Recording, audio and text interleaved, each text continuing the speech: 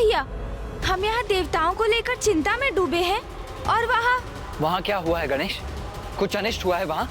वहाँ हमारे देवगण इंद्रदेव, सूर्यदेव, वायुदेव, वरुण देव, अग्निदेव और कुबेर देव आसुरी स्त्रियों के नृत्य के सम्मोहन में लीन है।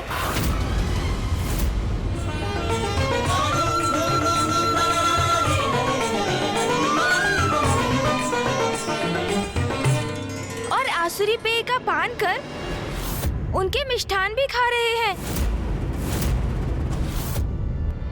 अनर्थ।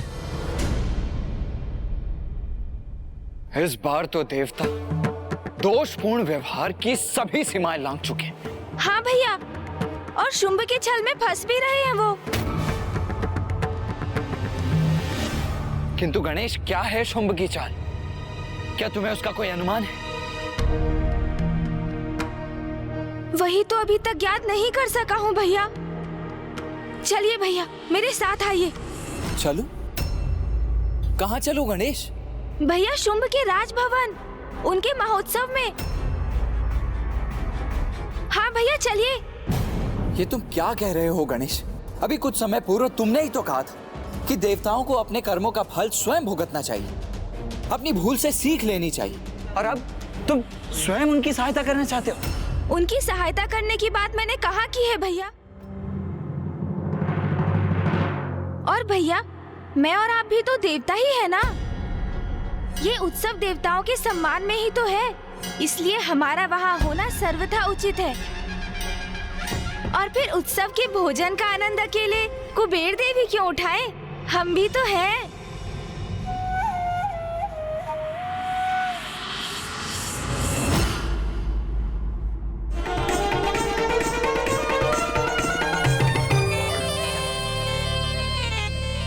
ज्ञात नहीं, हम असुर वर्ग स्वर्ग के लिए युद्ध क्यों करते थे, जबकि क्या नहीं है हमारे पास? अतः धन है, मणियां है, स्वर्ण है, बहुमूल्य रत्न है, हीरे हैं, रजत, लोह, ताम्र आदि सभी खनिज हैं। पाताल का सागर अनेक औषधों से परिपूर्ण है। संसार की सर्वाधिक सुंदर स्त्रियां यही हैं। फिर हम असुर वर्ग स्वर्ग के लिए संघर्ष क्यों करें? यही विचार कर मैंने मित्रता का मार्ग अपनाया। इंद्रदेव, और मैं अत्यंत प्रसन्न हूं कि आपने विवेकपूर्ण निर्णय लेकर मेरे मित्रता के प्रस्ताव को स्वीकार भी किया। मित्र शुंभ, मैं आपसे पूर्णतः सहमत हूं और इस बात से अत्यंत प्रसन्न भी हूं कि अंततः हमारी इस मित्रता के नवीन अध्याय के साथ हमारे मध्य के परस्पर विरोध से भी हमें हमेशा के लिए छुटकारा प्राप्त होगा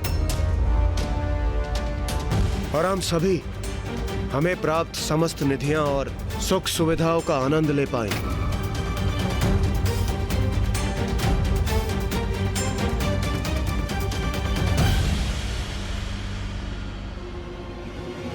इतना भी शीघ्र नहीं देवराज इंद्र, अभी तो अत्यंत स्वादिष्ट भोजन प्रस्तुत करेंगे जिससे हमारी मित्रता का माधुर्य और बढ़ जाएगा।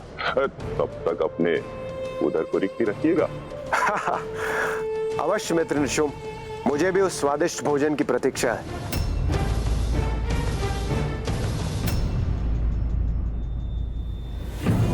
स्मरण है ना शुंभ, अब तुम्हें क्या और कैसे करना है? सर्वप्रथम मित्रता का ढोंग करके तुम्हें देवताओं को यहां आमंत्रित करना है और फिर किसी प्रकार उनके साथ चौसर की क्रीड़ा आरंभ करनी है और फिर धीरे धीरे द्रुत क्रीड़ा आरंभ करनी है। सर्वप्रथम इस क्रीड़ा में पराजित होकर तुम्हें अपनी वस्तुएं गंवानी होंगी। पराजित होना है हमें? वस्तुएं गंवानी है? पर हम उन देवताओं से पराजित क्यों होंगे गुरुदेव? पराजित होने से देवताओं का लोभ बढ़ेगा और वो क्रीड़ा के प्रति और उत्साहित होंगे। इसके बाद उनसे उनका सर्वस्व छीन लेना है।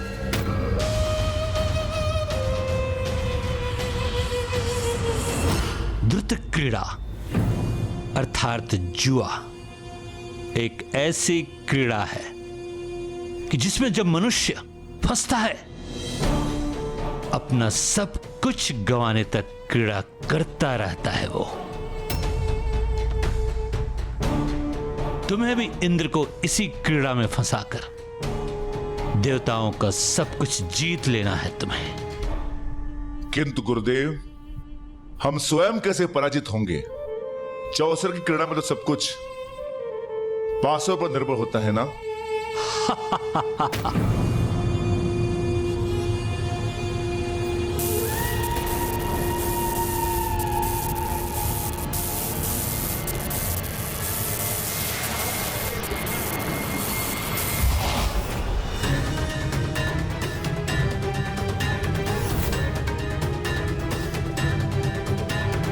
ये मायावी पासे हैं असुर महानायक शुंभ। तुम जैसे चाहोगे वैसे ही ये गिरेंगे।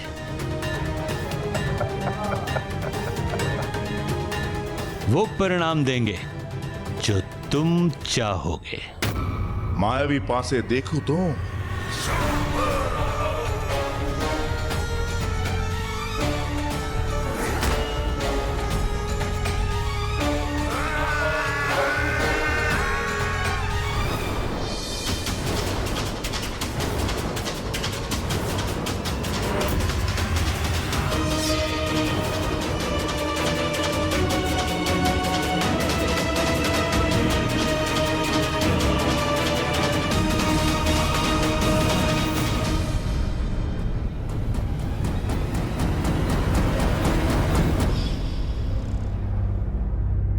इन देवताओं को अपने जाल में फंसाकर सदा के लिए नष्ट कर दो इन्हें। अब इस काम में विलंब उचित नहीं।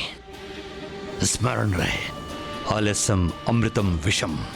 विलंब करने से अमृत भी विष बन जाता है। इससे पहले कि कोई बाधा उत्पन्न हो, कर दो अपना छलयुक्त प्रहार।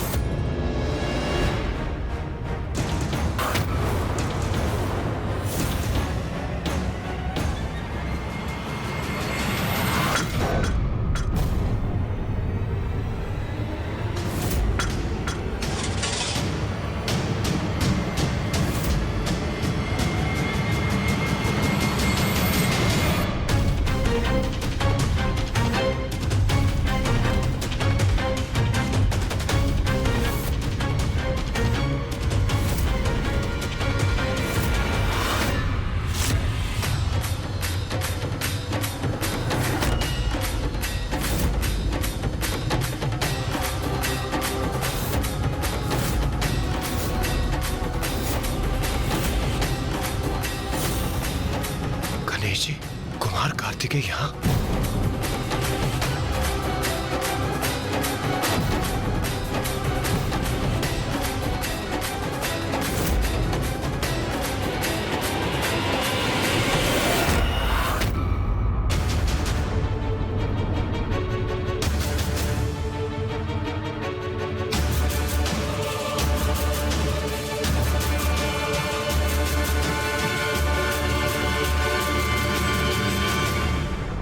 प्रथम पूज्य गणेश और देव सेनापति कार्तिकेय,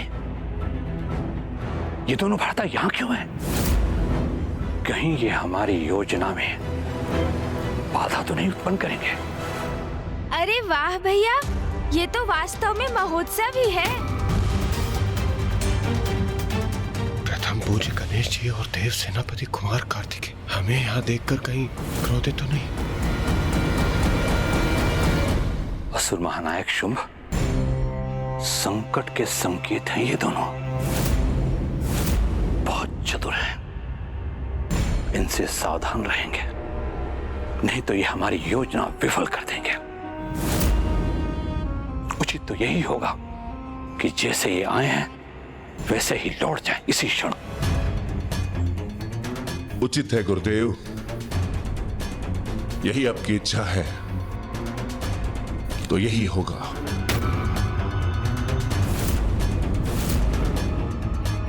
हमारे द्वारपाल सुप्तावस्था में है क्या? बिना हमारे अनुमति के ये दोनों भीतर कैसे आ गए?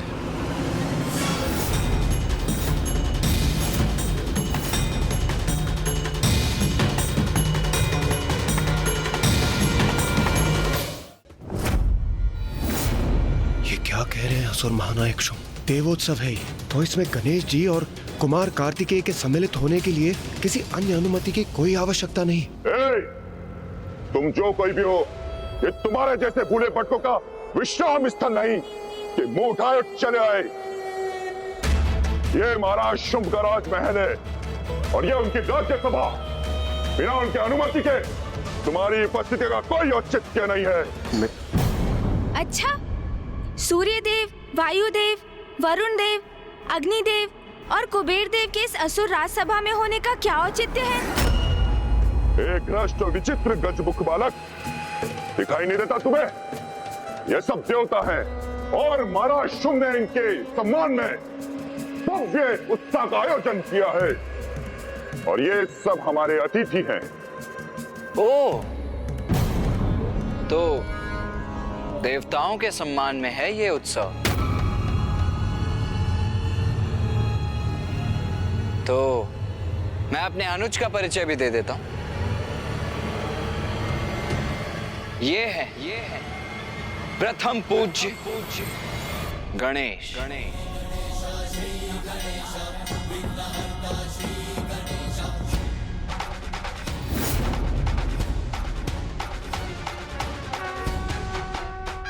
और ये है मेरे अग्रज देव सेनापति वीर कुमार कार्तिकेय।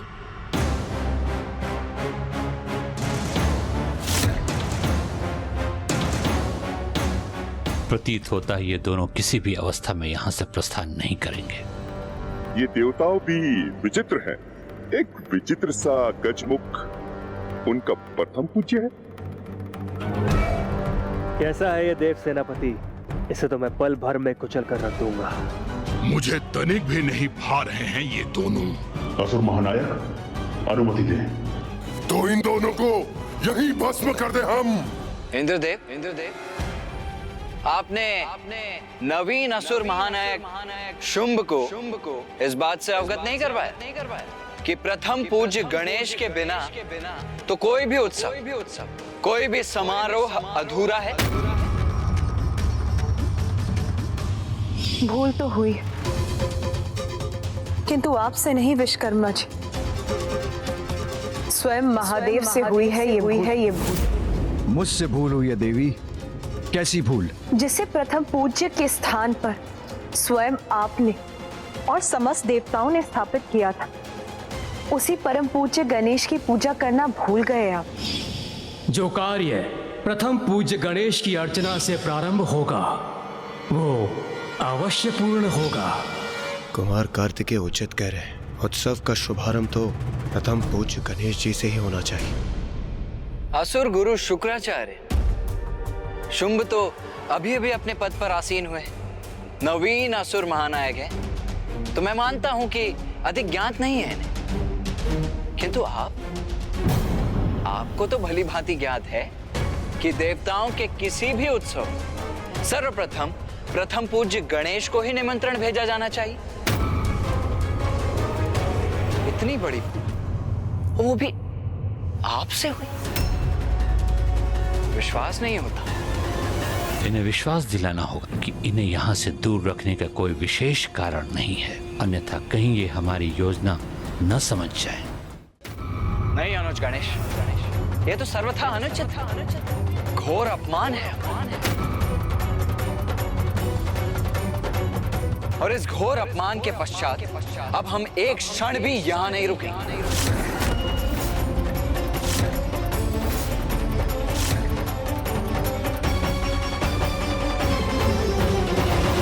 वाह, जो हम चाहते थे वो स्वतः ही हो गया। ये दोनों तो स्वयं ही यहाँ से जाने के लिए तैयार है। अब हम निर्बाध अपनी योजना पूर्ण कर सकते हैं। तब तो अनर्थ हो जाएगा। अपने अपमान के कारण यहाँ नहीं रुकेंगे तो देव समूह भी यहाँ नहीं रह सकता। इंद्रदेव, सूर्यदेव, वायुदेव, वरुण देव, अग्निदेव और कुबेर देव, इन नवीन असुर महानायक ने आपके प्रथम पूज्य गणेश जी का अपमान किया है। आपके प्रथम पूज्य का अपमान आप सभी का भी अपमान है। तो आप सभी अभी तक यहाँ क्यों खड़े हुए हैं? चलिए।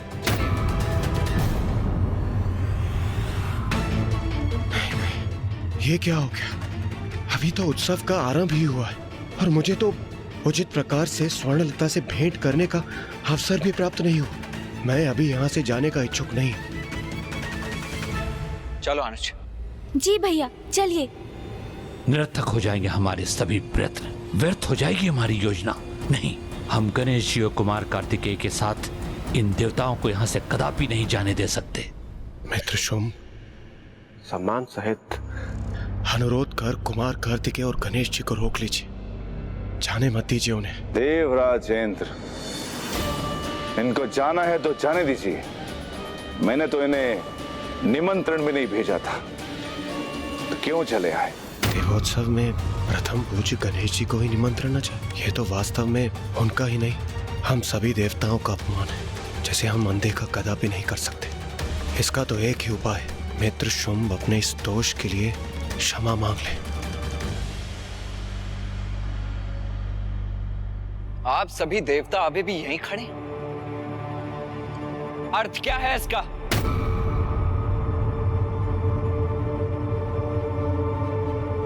क्या आप सभी को आपके प्रथम पूज्य गणेश जी का अपमान स्वीकार है?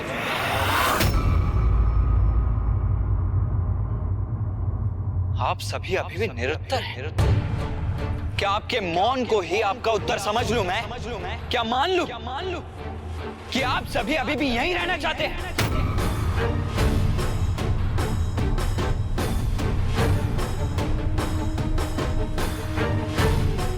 उचित है फिर। चलो गणेश। जो अनुचित है उसका हम समर्थन कैसे कर सकते हैं? कदाचित यहाँ से प्रस्थान करने के अतिरिक्त कोई उपाय शेष नहीं हमारे समक्ष।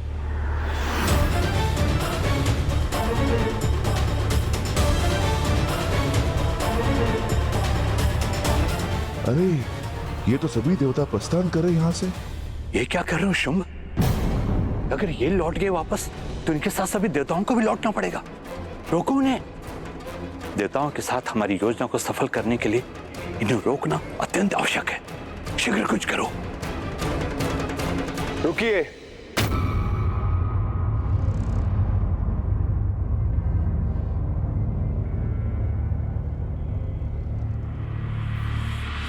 रुक जाइए सभी।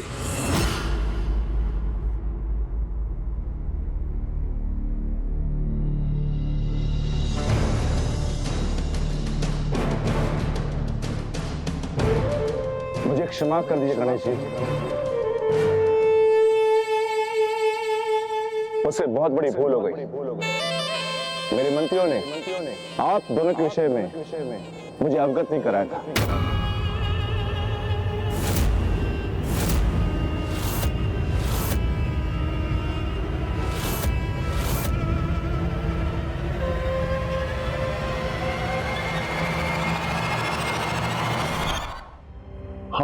हाँ, उचित है। हमें अपनी भूल सुधार करने की अनुमति दीजिए। आप यहाँ आए, हमारा आतिथ्य स्वीकार किए बिना यहाँ से चले जाएं, ये कैसे संभव है? इस उत्सव का आनंद लिए बिना हम जाने नहीं देंगे। विनम्र विनती को स्वीकार करें और अपने साथ का सौभाग्य प्रदान करके हमें कृतार्थ करें।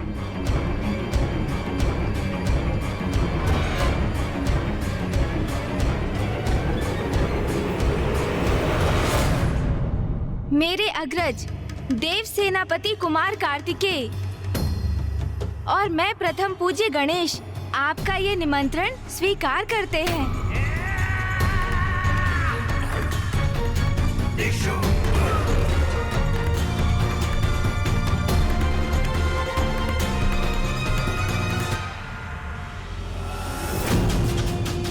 गणेश और कार्तिकेय की आगमन योजना धरी की धरी रह गई, किंतु यहां तक पहुंचाकर इस मौके को भी नहीं गंवाया जा सकता।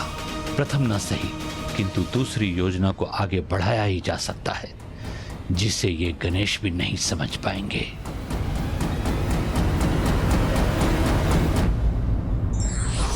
शत्रु चाहे कितनी भी चतुराई करे, बुद्धिमान व योग्य व्यक्ति वही होता है जो युक्ति से उसकी चतुराई विफल कर दे।